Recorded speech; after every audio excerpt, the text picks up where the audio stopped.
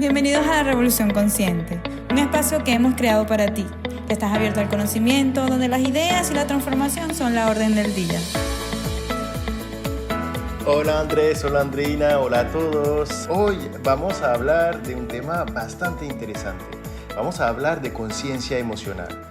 Y para esto tenemos el honor de tener con nosotros a Linda Vargas. Linda es psicóloga egresada de la Pontificia Universidad Javeriana, con experiencia en psicología de la salud, psicología clínica particular y psicología educativa.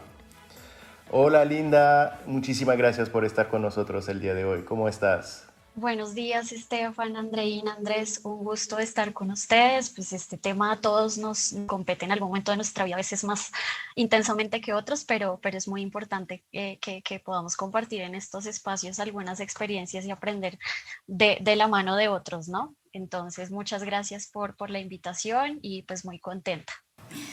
Hola Linda, un placer conocerte en vivo. Muchas gracias por aceptar la invitación al podcast. Bueno, vamos a comenzar con una primera pregunta y te la haría yo. ¿Por qué es importante hablar sobre formación emocional?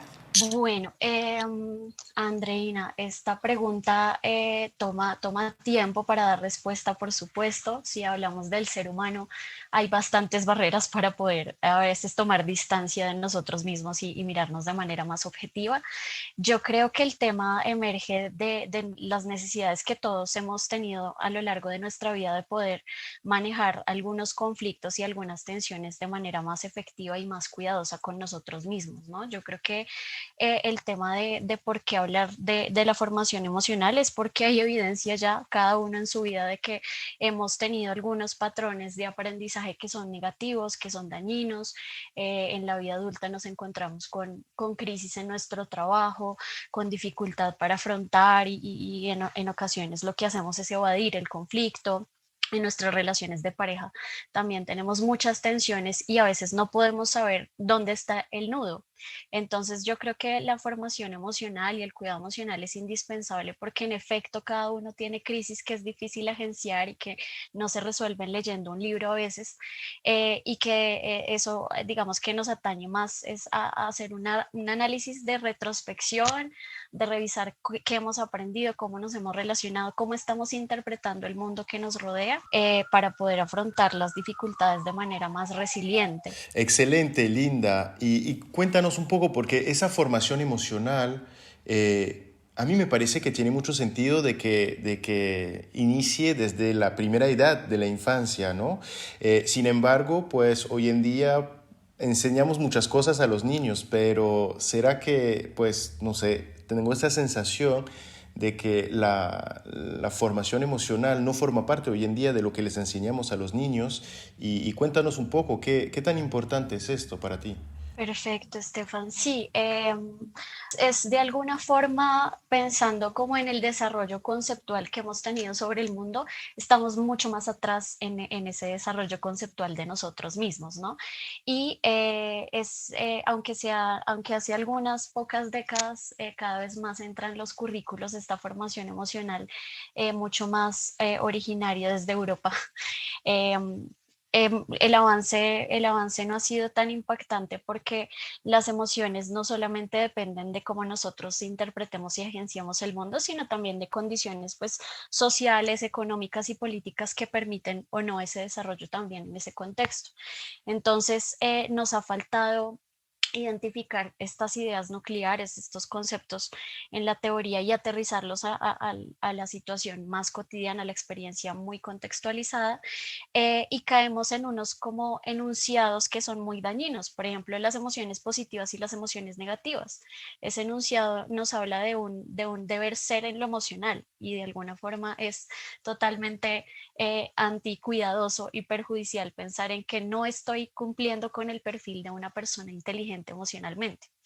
Yo les comparto un poco lo que hemos comprendido para esta formación emocional desde casa y desde pequeños es hacia esa conciencia, a identificar los factores que me han constituido en la identidad y a empezar a transformarlos para poder interpretar el mundo que me rodea e interpretar quién soy de manera alineada y cuidadosa. Entonces creo que la formación emocional lleva poco, está emergiendo en Latinoamérica también. Ahí vamos como con las uñas encontrando fuentes y encontrando cosas más pertinentes, pero la orientación debe ser un poco más distinta, no hacia unas ideas éticas o morales, porque igual están enmarcadas en una comunidad que posibilita o no, y eso también nos habla de un deber ser, más bien desde el reconocimiento personal y desde esa identificación de mis propias variables y recursos. Linda, si lo llevamos al día a día de los colegios, y bien lo dijiste, es que los currículos no actuales no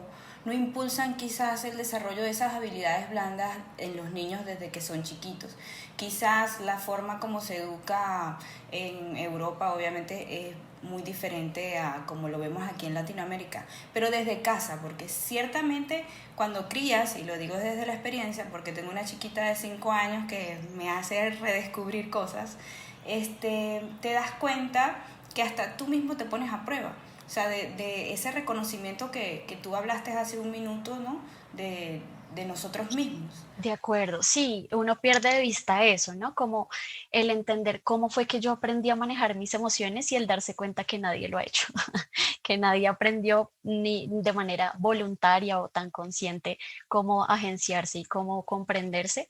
Y somos los adultos que, digamos que teniendo nuestras propias crisis y tensiones y al no saber manejarlas, de alguna forma reflejamos esa, si me permiten, con todo el respeto a la palabra, esa torpeza. No sé cómo actuar, entonces patino y patino y patino y en realidad no hay un aprendizaje y por tanto también es desbordante ayudarle a los pequeños a manejar esas crisis. Si uno no sabe muy bien cómo acercarse a ello, porque estamos habituados es más a la cautela, alguien está sufriendo, no sé cómo aportar, no podría decirle nada, no voy a ponerlo feliz, entonces más bien me mantengo al margen de la situación. Pues con los niños es lo mismo, estamos es acostumbrados a sancionar y no a modelar, a guiar, y sabemos muy bien que los niños aprenden bastante a esa edad con el ejemplo. Y con la expresión también que nosotros como adultos vamos como calando en esa interpretación que ellos hacen, ¿no? Entonces la familia como tal, o sea, juega un papel súper importante. Incluso yo lo veo porque los cuidadores principales o los que están, yo los coloco como en una jerarquía, o sea, mamá, papá, las nanas incluso, están los amigos más cercanos. Entonces, cómo todo este entorno influye hasta en lo que sería el manejo emocional o la gestión de las emociones ya en una edad adulta. O sea, estamos como colocándole las bases a los niños sin ánimos de juzgar a ninguna crianza, porque siempre he dicho, o sea, no hay ni mala ni buena, solo la que puedes hacer y la que tú sientes que es mejor para tu hijo. Y el conocerlo a él en sí mismo, más allá de la teoría y del deber ser, sí, saber que si un niño está mal geniado, a veces si un niño está triste, a veces lo que muestra es ira, quiere alejarse, piensa que nadie lo entiende. Y miren qué tan conflictivo es eso para la vida, que yo esté triste, necesite compañía, necesite apoyo y que lo que exprese sea furia. Estoy alejando a las personas que me rodean. Y esto en un niño es de esta forma, pero en un adulto es bastante similar. Estoy triste, estoy en crisis, no me contacto con nadie, me vuelvo hostil en mis relaciones, me vuelvo como muy conflictivo en el día a día. Entonces hay expresiones que se complejizan, pero que atienden a lo mismo. Bueno, me suena mucho a esto del liderazgo. Me gustó mucho la parte donde tú dices que hay que cambiar desde el ejemplo, ¿no? Desde el hacer. Y muchas veces te encuentras con esta situación donde quieres que la otra persona cambie, la otra persona quiere que tú cambies y ambos están metidos en ese ciclo de que no avanzan ninguno de los dos. Cuando Gandhi decía, sé el cambio que quieres en el mundo, pues justamente sé lo que tú buscas, sé lo que quieres ver a tu alrededor. Pero quisiera preguntarte, porque mucha gente ve esto como algo muy difícil de conseguir, y incluso nosotros estamos en ese aprendizaje, en ese camino, y a veces es difícil. ¿Tienes algún caso de éxito que nos puedas contar fuera de tu persona, ¿no? Porque se ve que tú tienes ese control, ese manejo bastante aterrizado, pero has logrado que alguien cambie a partir de alguna técnica. Bueno, lo maravilloso de la docencia de alguna forma es que si esperamos esa recompensa, vamos a encontrar un desarrollo importante después de algunos años. Esto no es algo que exactamente sea formal y con 2 o 3 años de investigación lo logremos. Sin embargo, en psicología clínica, en la atención clínica que he llevado a cabo con algunos consultantes, alguna vez estuve con una adolescente que estaba sufriendo mucho por un duelo, por la pérdida de una abuela. Esa depresión y esa tristeza y ese duelo tenía como algunos síntomas de autolesión y de trastornos de alimentación. Entonces, el abordaje más profundo es esa pérdida y no el síntoma, no es hábitos mejores de alimentación, no es control de los cortes o de las lesiones con un policía que esté al lado para evitarlo. Por supuesto, se atiende lo urgente, por supuesto, se garantiza el autocuidado y la protección y la vida de todos, pero el manejo de algunas de estas problemáticas en psicología son más sobre el síntoma y no sobre el núcleo, ¿no? Entonces, un poco indagando con el contexto familiar de la consultante, pues en efecto la abuela tenía un papel muy importante que era reunir a todos los miembros de la familia, estas comidas familiares, este compartir. Entonces uno dice, pues las pérdidas son inevitables, todos nos morimos, la única condición es estar vivos, pero cada persona empieza a significar algo muy importante o menos importante para nosotros y en su vida ella perdió la única persona y la única figura de la familia que los reunía. Y con eso se pierden los vínculos con otros y con eso se pierde también todo el amor que emerge en esas reuniones y el apoyo que ella no percibía mucho en sus padres. Sus padres la veían como una adolescente que no hablaba, que se encerraba, que no entendía, que no tenía la voluntad de mejorar, que se dañaba a sí misma, no puedo entender, no deberías hacer eso, ¿por qué estás llorando? No tiene sentido. Entonces todo eso se marca como en un contexto que nosotros llamamos invalidación emocional y es lo que usted siente no es válido, no es necesario, no debemos manejarlo y guárdelo, inhíbalo, evítelo. Eso es totalmente dañino, ¿no? La evitación, estamos conscientes de que entre más evitamos, pues más la vida nos va a acercar a veces. Desde un pensamiento, no pienso en que soy incapaz e incompetente, pues es lo primero que va a salir, hasta acciones de poco cuidado, de lesionarme, por ejemplo. Evito el malestar, evito afrontar y de alguna forma sobre las lesiones es hacer real un dolor que tengo adentro y que no nadie está viendo. Entonces, sintetizando un poco la idea de este ejemplo, era una persona que no había sido muy validada en sus emociones desde pequeña y que perdió las figuras que más la validaban y la agrupaban con personas con afectos de calidad, pues. Entonces, con el tiempo, el trabajo que hicimos fue en hacer un cierre de ese duelo porque seguía muy, muy intenso esta sensación de pérdida y de no haberse podido despedir. Esto fue a raíz de una enfermedad crónica también dolorosa en la que ella vio ese detrimento en la salud de su familiar y resignificamos esa pérdida y buscamos esos recursos para que ella pudiese tener más confort, más estabilidad, más cercanía con sus figuras de protección y de cuidado. Qué terrible que la figura de protección y de cuidado sea la que maltrate. Esa es otra de las razones fuertes que tenemos en Latinoamérica un poco más y con el respeto lo digo, estamos habituados a un trato muy duro, un trato a veces hostil y agresivo. Y pues esa es la forma que aprendemos para tratar a otras personas, ¿no? En los salones también, en los cursos de pequeños vemos los chicos que llegan a pegar y es porque pues, ¿cómo así que no se pega cuando uno está bravo? Algo así es lo que hay que reconfigurar. Linda, muchísimas gracias. Hemos visto la importancia de la formación emocional desde las primeras edades y ahora quisiera que nos contaras un poco sobre un tema. Nosotros hemos visto que acompañaste muchísimo a pacientes oncológicos, pacientes en clínicas de dolor y en cuidados paliativos y has desarrollado también una terapia de aceptación y compromiso frente al dolor, frente a la crisis que estaban pasando. Me gustaría traer esto sobre la mesa porque tengo la sensación de que personas que han pasado momentos tan difíciles, cuando lo han superado, han logrado un nivel de conciencia y de aceptación tan grande de que ellos ven el mundo de otra manera y a veces yo siento un poco de envidia frente a esas personas de haber llegado a un nivel de conciencia tan alto. Cuéntanos un poco tu punto de vista, Linda. Gracias, Estefan. Sí, es una temática que nos genera mucho miedo, cautela, cómo acompañar a alguien que sufre y en estas condiciones, pues alguien que sufre de algo que no puede evadir, huir o afrontar, ¿no? Una enfermedad crónica, un dolor crónico que independientemente de los tratamientos médicos necesarios, pues tiene otras implicaciones emocionales. Nosotros veíamos muchos pacientes que afrontaban la situación desde la acción, a veces de acuerdo a esa etapa de afrontamiento, pues hago de todo para salvarme y pruebo estas sustancias y pruebo estos jugos y estas recetas para curarme. Y por supuesto, cada situación crítica en la vida nos muestra esa curva de aprendizaje, si se quiere. Al principio nos negamos, nos resistimos, luchamos, pero lo que dices, Estefan, es muy bonito y es esa capacidad de tomar distancia a ratos de lo que me está pasando, mirar con qué recursos cuento y cuáles puedo adquirir y afrontarlo de una manera cada vez, pues de manera tranquila y progresiva, pero cada vez más eficiente.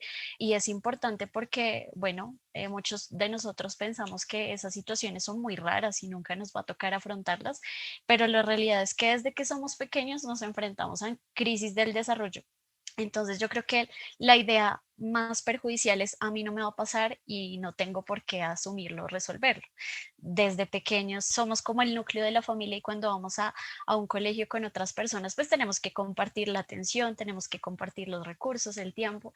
Luego en la adolescencia también nos queremos como oponer a la autoridad, queremos que nuestra identidad sea diferente y que no se impacte por esas figuras dominantes.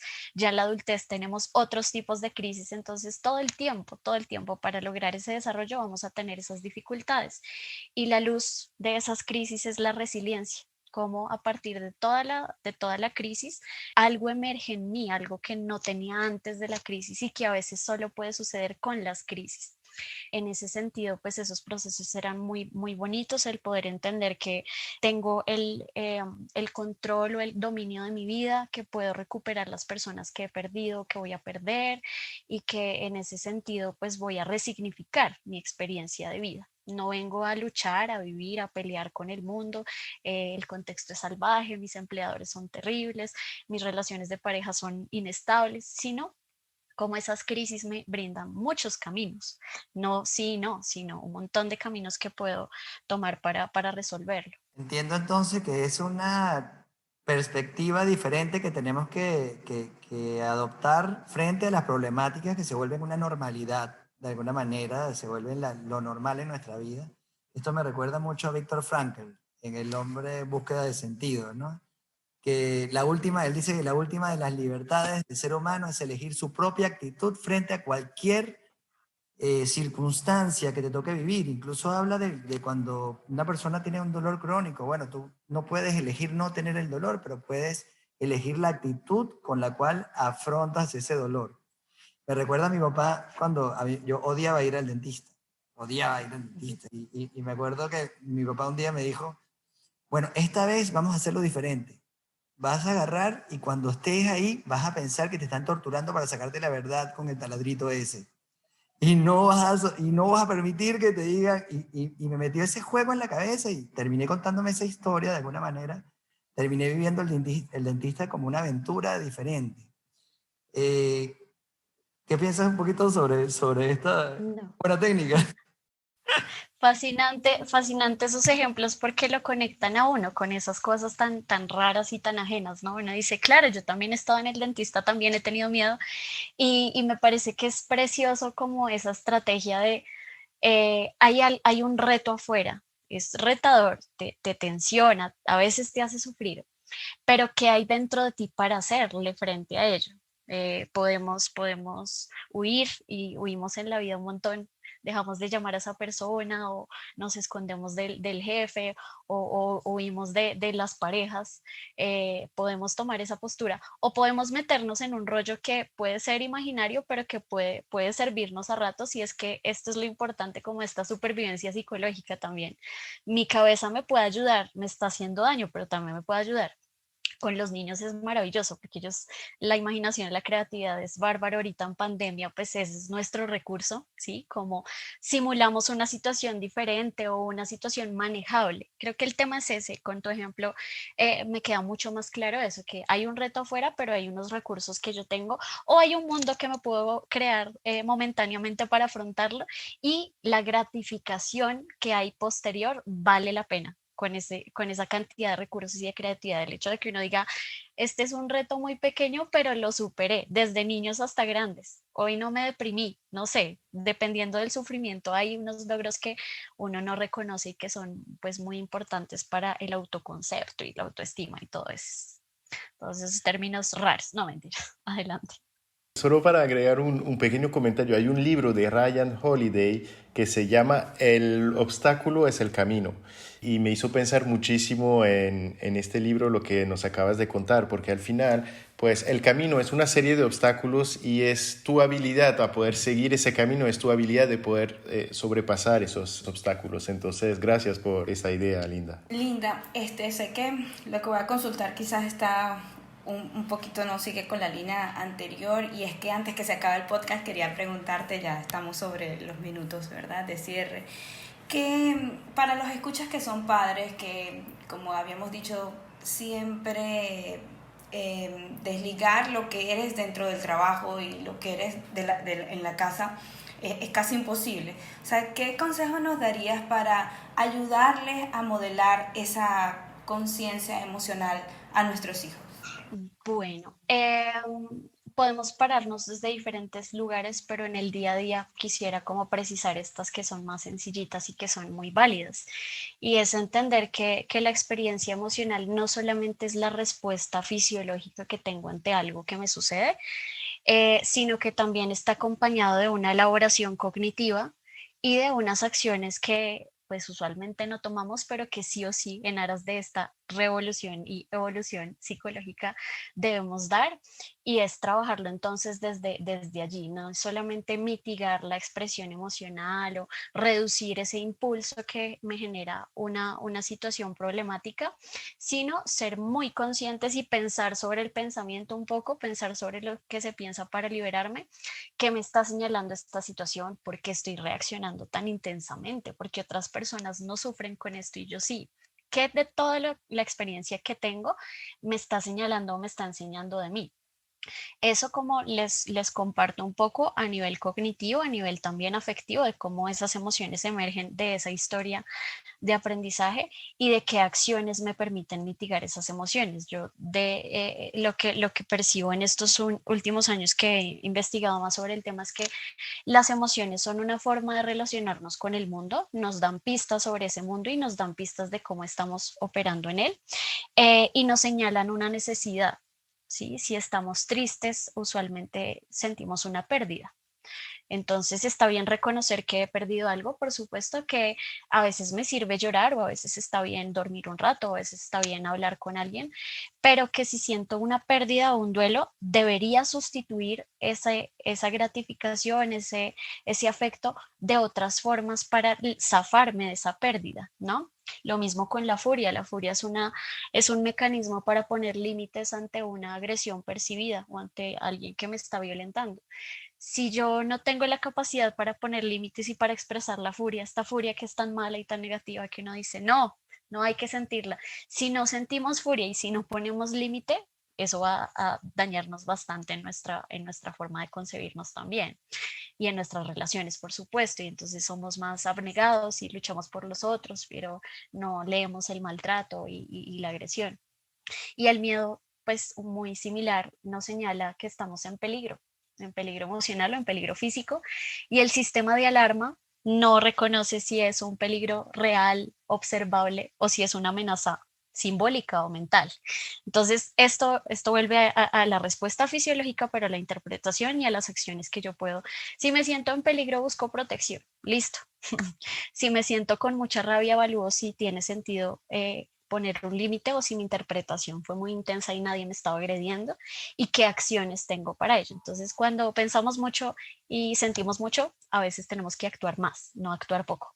Entonces, se podría decir, Linda, que lo que tenemos que hacer es verificar esa historia o verificar esa situación de alguna manera, porque hay veces que nos contamos una historia y claro, la historia mientras menos piezas tenga rompecabezas es más fácil nosotros encontrarle un sentido y si nos gusta nos las creemos, ¿no? Pero tenemos una capacidad como seres humanos de ignorar nuestra propia ignorancia y entonces nos creemos nuestra historia y creemos en absolutos a veces, obviando un montón de partes o de verdades de las otras personas y de nuestra propia situación. En todo caso, tú nos aconsejas ir más allá de la emoción, tratar de entender por qué la emoción se da, por qué estamos viviendo lo que estamos viviendo desde otro punto de vista.